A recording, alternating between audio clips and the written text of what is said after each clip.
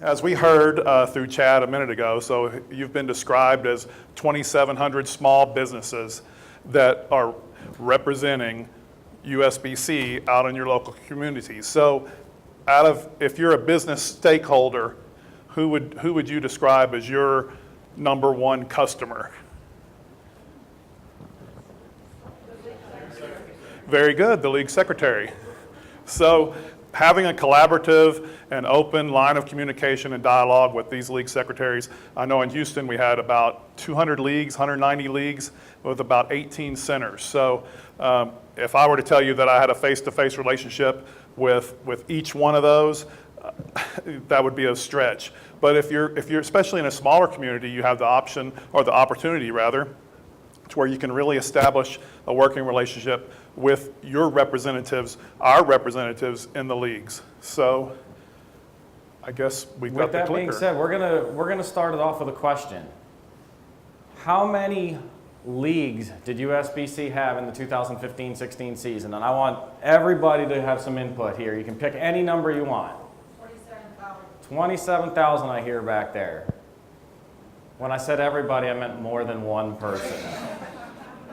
Let's go for two. Somebody spit out a number. 32,000, thank you.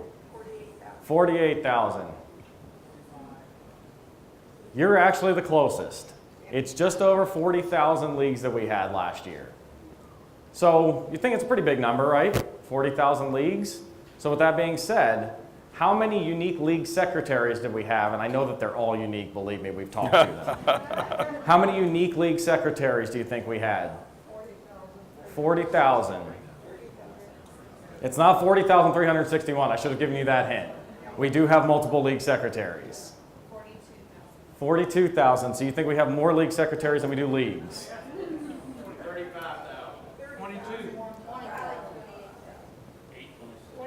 26,618. So what does that mean? Yeah, we have 26,618 league secretaries, right? What does it mean?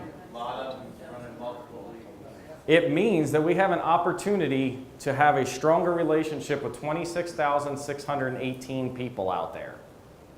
That's what it means. It gives us a chance to go out there and either build, start, or strengthen a relationship that already exists. So David's going to talk to you about two more questions here. Yeah, with that in mind, how much influence do you feel that the league secretary will have in determining whether their league certifies with USBC? Do you think that number is on the lower end, or you think it's on the higher end? Higher. Definitely, you think so? Didn't sound like we had to even raise the hands there. I know, right? Anybody think it's a one? There, right? So we feel like that there is a huge responsibility on that secretary, or the influence that secretary has in influencing that league's decision. So if you would rate your relationship with your league secretaries, where would you rate that? I'm just give an idea on some numbers. You have a 15 relationship. That's good on a scale of 1 to 10. So do we think that our relationships with our secretaries now is on the high side, or you think it's more on the low side? Yes? 90% of our county leagues are run by a house. So we have 90% of house-managed leagues, which goes back to what we've heard already this weekend as far as improving relationships with the centers. Sometimes it really depends on the secretary themselves. How much do they respond to your involvement? Absolutely. So Yes, ma'am. and This gentleman here, Mark said 90% of his leagues are house-managed. It's like 97%. 97%. Now, you know a league still has to elect people to fulfill the roles that within the league. So it's not like they can just run out there and the house passes stuff out. They still need people responsible, of course. So we all agree in here that the league secretary is pretty influential in certifying the league, correct? Well, what's interesting is that the second question that David had for you there, it was a trick question. We got a 15 over here, and that's okay. Somebody had a 1, somebody had a 3, somebody had a 7, somebody had a 10, somebody had a 15. But the ultimate answer is that we can always grow our relationships with our secretaries, with our proprietors, so that we can have more influence on them. And we'll talk about influence here shortly. First, we're going to take a look at a video. that talks about getting to know people better and strengthening relationships. A team without trust isn't really a team. It's just a group of individuals working together, often making disappointing progress. They may not share information, they might battle over rights and responsibilities, and they may not cooperate with one another. It doesn't matter how capable or talented you are. If you can't build relationships fast, then you may never reach your full potential. One of the best-selling books on the subject of building relationships and trust is How to Win Friends and Influence People. Dale Carnegie's 1936 classic has sold over 15 million copies worldwide. The book has stood the test of time and includes advice which is still relevant today. Carnegie's book covers some very simple concepts, but it claims to bring about some drastic results. Take, for example, his advice on showing a genuine interest in other people. Carnegie believed that you can make more friends in 2 months by becoming genuinely interested in other people than you can in 2 years spent trying to get people interested in you. When you find yourself meeting new people, try to become genuinely interested in the other person, even if you think you have nothing in common. The road to a person's friendship is to talk about the things he or she treasures the most. Carnegie considers this to be a skill which can be practiced and improved. As you improve, you also increase your network and your ability to influence. What Carnegie was basically saying is being a great conversationalist is about being a good listener. The trick is to ask questions that people will enjoy answering and encouraging them to talk about themselves and their interests. Mastering this skill will help you build trust and stronger relationships in no time. Carnegie also stressed great importance on remembering and frequently using the other person's name. He believed that a person's name is the sweetest and most important sound in any language to that person. Never underestimate the amount to which people value their own name. So next time you meet somebody new, make a special effort to remember their name. And of course, if you ever find yourself having to put their name in writing, be sure to use the correct spelling. So what did we learn there other than how to spell Maureen? There's a few different things. First, it starts with your team. If one of you goes back to your board of directors and says, hey, we went to this really great leadership class at the Association Leadership Academy about building league secretary relationships, and I think it's priority number 1 for us next year. And everybody else looks at you and says, we don't care about that. Are we going to get anywhere? No. So we're going to go ahead and bring it back to our team. We're going to show them the importance of why the league secretary relationship is so important, build them to where they want to be involved with it as well, and then we'll get somewhere. And connecting relates to your influence. And really, what is influence? What does influence mean? Influence is not silence. Influence is having an effect on somebody. So Jessica, have I ever met you before? Can I borrow $100? She's nice enough to let me borrow $100. Do you have $100? We might be in trouble then. When you have a relationship with somebody, it's much easier to be able to go up to them and ask them a question and be able to have a conversation with them as opposed to just walking up to some random person. If you talk to your league secretary once every 3 months and you really need them to do something, are they going to do it for you? They're going to be less apt to do it. If you have that relationship with them and you're able to go up to them and have the conversation, maybe it's not even about the thing you need first. Maybe it's about their kids. How did Johnny bowl last week? Oh, by the way, I need that membership application. It's much easier to do it that way as opposed to just walking up to him, hey, do you have that thing that I need? And then walking away. Of course they're not going to be involved in that. So we had some quotes as well. Dave's going to go through a couple of the quotes and the importance of what they were in the video. Yeah, it directly relates and results with what we've already done several times already over the last couple of days. So, and especially where we are proposing the membership value to where, as Ben was saying, you know, for all those years that we just threw the whole bullet point list at you and said, you know, take your pick of it, which one you want.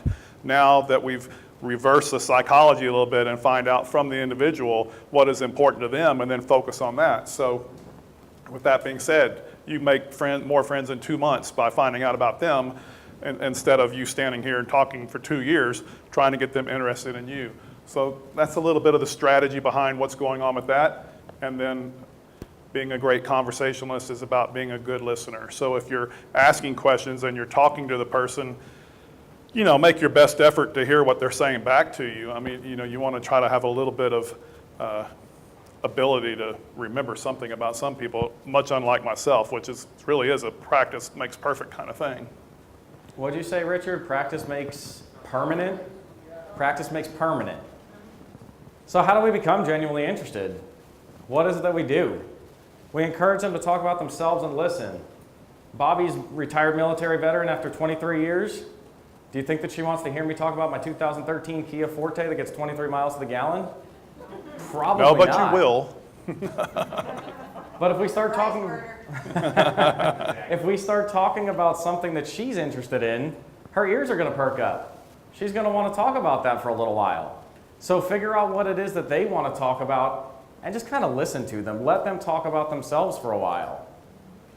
It starts with attitude. I kind of hit on it a little bit before. If I just kind of come up to you and give you this attitude and ask you for something and walk away, you're not going to look forward to seeing me next time, are you? But if we sit down, maybe I buy you a Miller Lite, right, Skipper?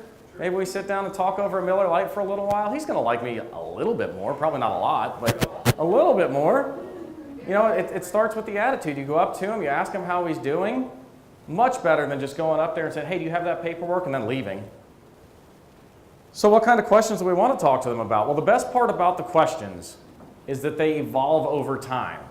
No matter how good you know somebody, you're always going to have a different set of questions. So I know that Jessica has her father in here. The next time I can talk to her father and ask about Jessica because now we're genuinely interested in each other. What do you do for a living? Somebody tell me what they do for a living. Teacher. Who said that?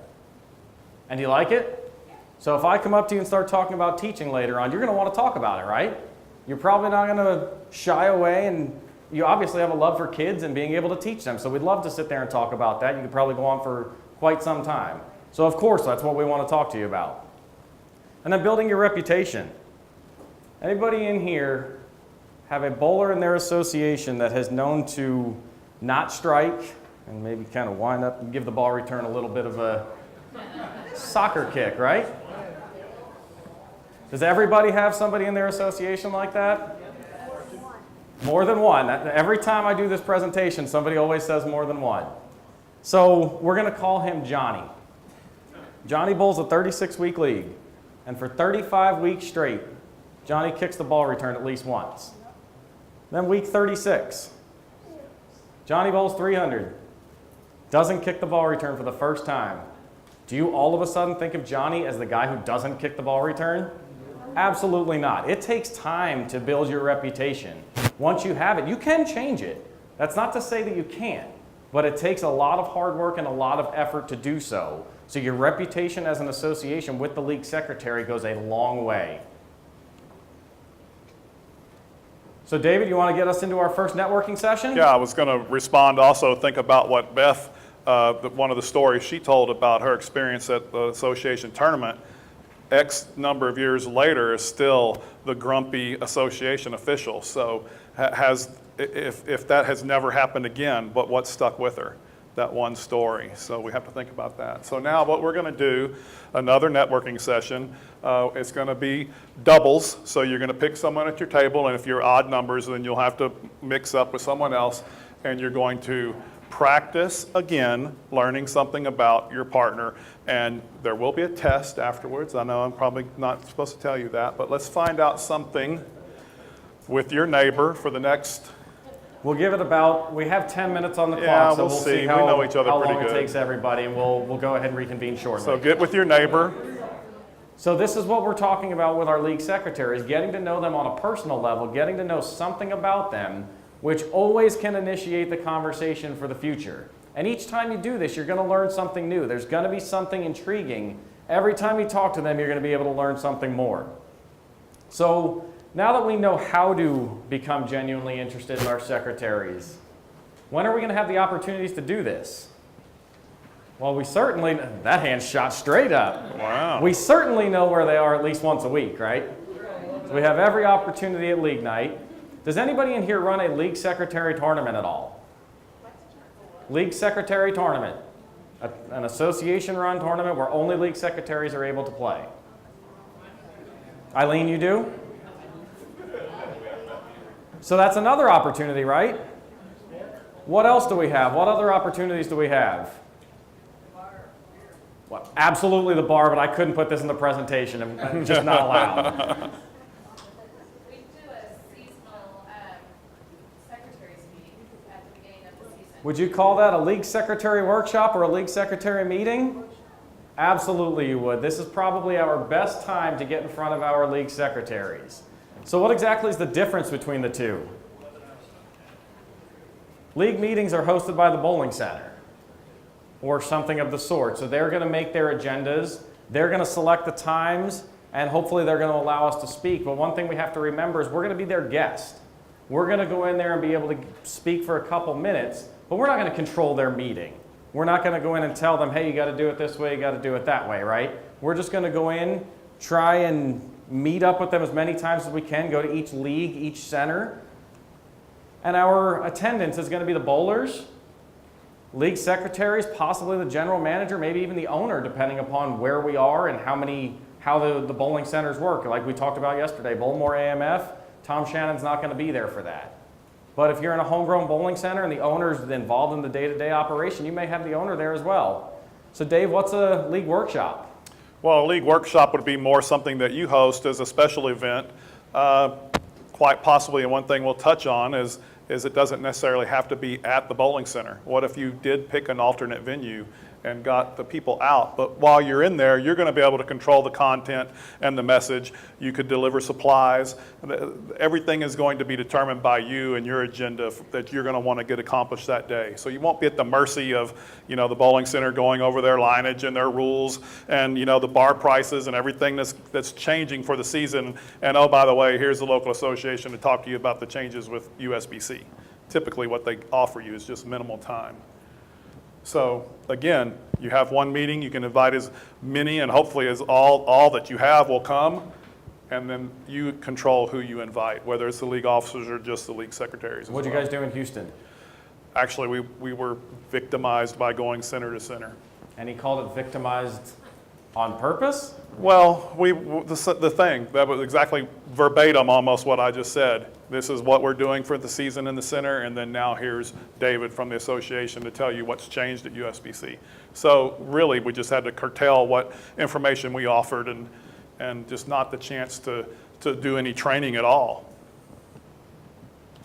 So, possibilities for you to consider when you're setting up your workshop is to secure a location, like I mentioned. Maybe you go outside the bowling center. Maybe you get the room at the Golden Corral, or you rent a spot at Dave & Buster's and have extra activities for the people to do while they're there. Skipper, you guys don't have a meeting down there without throwing food at people, right? And beverages, you thought he invented it. So food and drink, you determine the date and time. You have the printed materials that you want to provide to your attendees. And then again, offer some entertainment of some kind. So we've got our venue now, right? We know when we're going to have it. What do we want to do next? We're going to need to send some invitations, right? We're going to need to invite our league secretaries. There's only one way to do that. We send them a letter. Everybody mails one letter and that's it.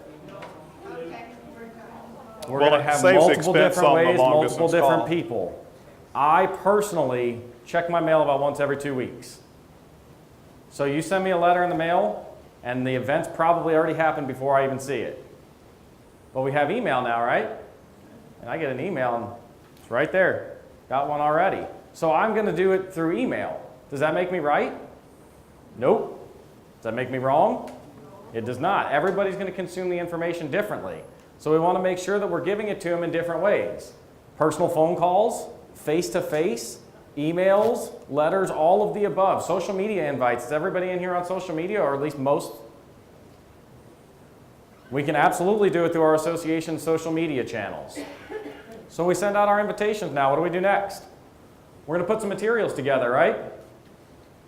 What do we do at our league secretary workshops and our league secretary meetings? They need league membership apps, right?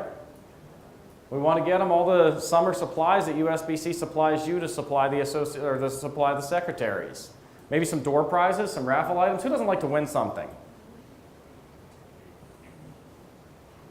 Who doesn't like to win something? Everybody likes to win something, right? Eileen brought us some macadamia nuts.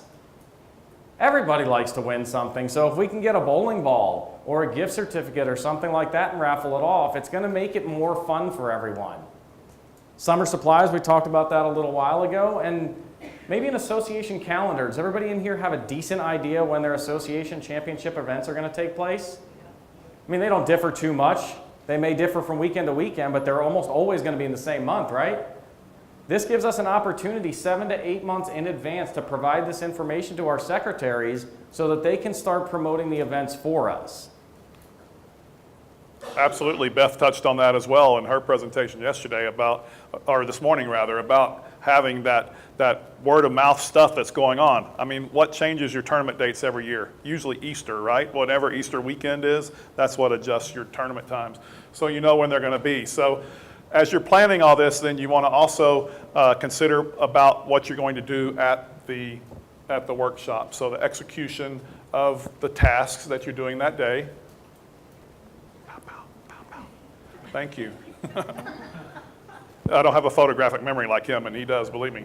So you will have an agenda, and you're going to try to follow your agenda as clearly as you can. You're also, like we talked about, door prizes and giveaways. So what was mentioned, I did hear it this weekend or at the last one, what if you gave away a membership to someone, their annual dues paid for? What if you gave away an entry to the city tournament?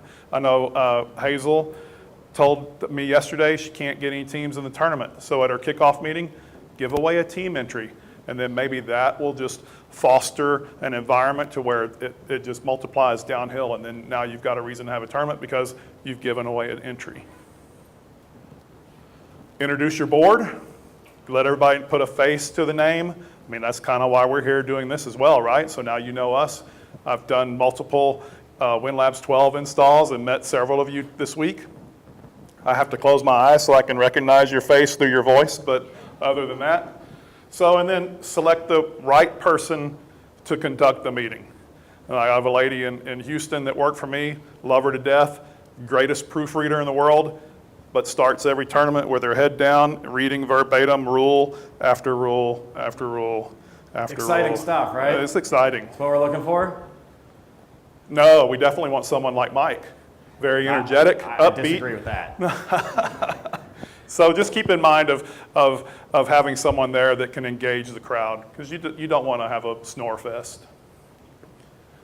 Hey, how about this? We talked about social media, so take pictures, post it on your Facebook page, post it on your website.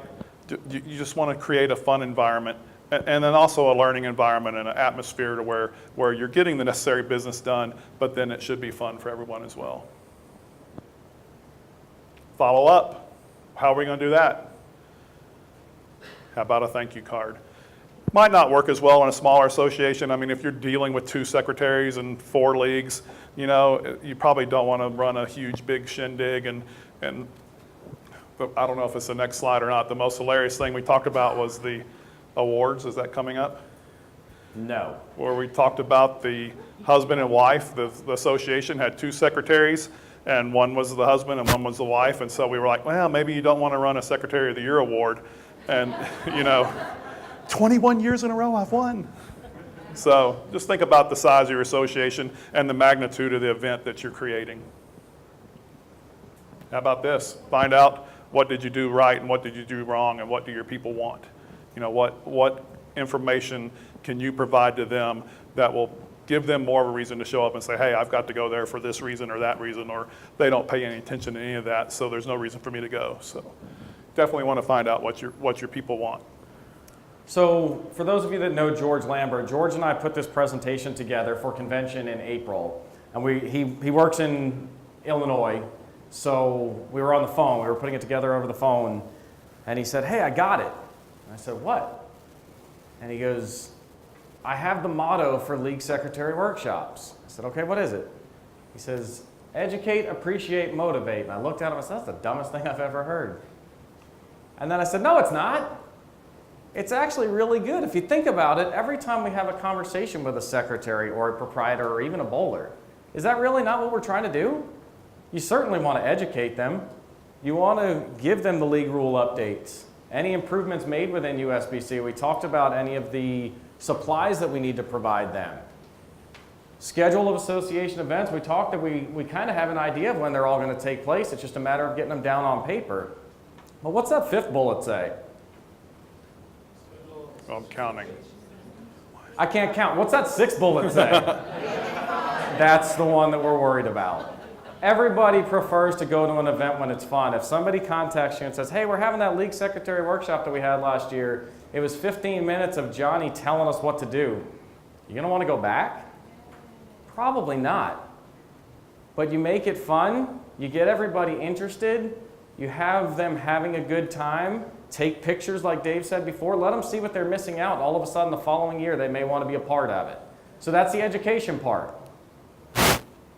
Well, there we touched on again, Secretary of the Year award. That could be based on how many secretaries you're choosing from. I know we did do that in Houston, and there again, the secretaries that have won that award over the years, they are your advocate in the centers. I mean, they take care of the work for you. I mean, it's the one lady, she's bringing 9 teams to the city tournament every year. So that type of payback is what you're trying to foster by doing this. And it's a minimal, it could be anything. It could be a certificate. It doesn't have to be a crystal award or anything like that. So, and again, we're going to provide refreshments and we're going to have fun. Maybe give away memberships, free entries into the tournaments, raffles, in-kind donations as we heard yesterday. So if you're pro shop or if somebody will donate something for you to raffle, that's the type of stuff that you want to do. And again, the whatever bullet point number 6, we want to have fun. It is number 6, I can count Yeah, now. Last thing, we want to motivate, right? Everybody enjoys motivation. If you've been really working hard on a project and your boss comes up to you and appreciates you and lets you know that, hey, I noticed that you've been working really hard on that, keep it up. Are you more apt to do a better job now than as opposed to if they said, oh yeah, you did a great job, whatever. We're all going to be happier when we're motivated to do so. League Secretary challenges, it kind of goes along with a League Secretary tournament that we talked about earlier. We can challenge the League Secretaries. Maybe it's most bowlers, maybe it's the person that secretaries the most leagues. But we can offer some kind of recognition to those particular associations. Maybe it's just a secretary gift or a token. Each secretary within the association gets something. Continued communication, we're going to hit on that in a little bit even harder. But 1, 2, 3, 4. Bullet right. number 5. geometry's hard. Make it fun. We have to make sure that these people are enjoying it, otherwise it may not be a success. So after we always teach anybody something, what's the next thing that we do? We practice it, right? How many associations in here are currently running a League Secretary workshop? So we've got probably about 5 or 6. So the 5 or 6 that are currently running one, we want you to go ahead and talk about what ideas we just came up with that you may be able to implement for the future.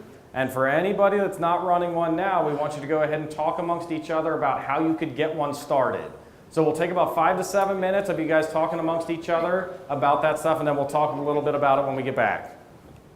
David? To summarize, so we have determined in our conversations here today the value of a league secretary. And what we say at the very beginning. So if we're 2,700 small businesses, then we've got that many clients that are specific clients for what our services are. And then what we've said, you know, we all are USBC. You are USBC to this league secretary. The league secretary is USBC to their members. Very seldom does it get up any higher than that. I mean, do we know the difference between the person at the front desk and the association president? I would say in many cases, probably not, but they do know that league secretary. So if the secretary is your advocate, our advocate in the field, then that's half the battle, right? So that communication is open between the association to the secretary, therefore to the bowler. There we go. So genuinely try to determine how the best way to become a friend to this person. In many cases, you know, the bowling community is tight-knit. You may know this person anyway, may have known them forever. But take that extra step to maybe find out what's going on in their life, like we talked about the other day. The lady's grandson was a pilot. Getting his pilot's license at the age of 12. So that type of stuff that you can find out about someone only strengthens that ability to communicate because you've taken a genuine interest in what's going on in their lives. So there again, also, if you can develop a league secretary workshop or attend the league meetings, but make that association presence out in the bowling center and even in an official capacity, can't help but do anything but strengthen that relationship. Don't get us wrong. I understand that it's not easy. There are league secretaries that are tough to deal with out there, right? I never had any. Has anybody had any? Dave's never had any. No. Well, Absolutely, we aren't all you married do. to her? Has anybody heard the saying, kill them with kindness? No different here.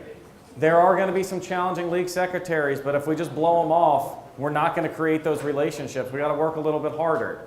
So before we close here and have a Q&A session, I just want to talk about one thing. How many people in here are married? How many people have either been or are going to be married? So we've got a pretty good amount of them in here, just about everybody. I'm a newlywed. Just over a year ago, I got married. No, it's not that good, I promise. I'm just kidding. I'm just kidding. Well, this is being videotaped, right? I do want to make sure that everybody's experience was the same as mine, though. So we met a little over 3 years ago. Had a date at the bowling center, of course, right? Who didn't? Didn't talk for 6 months. 6 months later, we got engaged. Didn't talk again for 6 months. Then we got married. 6 months later, we had the honeymoon. Now here we are, right? That's how marriage works? What do you mean, no? Of course it's not how anything works, right? So why would we treat our league secretaries any different? Continued communication, making sure that we're in contact with them, making sure that they have our contact information. They have questions, they need supplies, they need any of that. Make sure they know that we're available for them. If anybody has any questions about league secretaries or anything else, we'll be around for a little while, but I'm going to close with the same thing that we do with everything else. You guys are the face of USBC. Every single thing you do is the most important for us, so we can't thank you enough for it. If anybody has any questions, let us know. We'll be around, okay? Thanks, everyone. Thank you.